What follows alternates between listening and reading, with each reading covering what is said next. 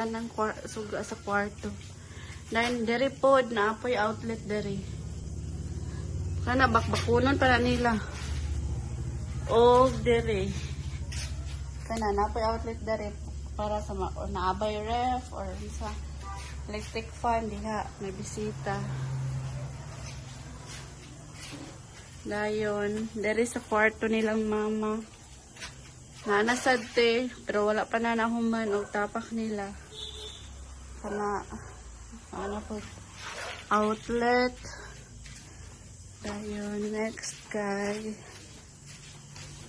Diri te, mauna ni ang bagong breaker. Plangka, diha gibutang. Tapakunon pa po na nila. And, dira sa akong kwarto po te, ang outlet. Ang switch. So, mao pa to'y update diri aron te. Then ang gawas, ang series ni napoy outlet kani. Kana dili pa lang makuan.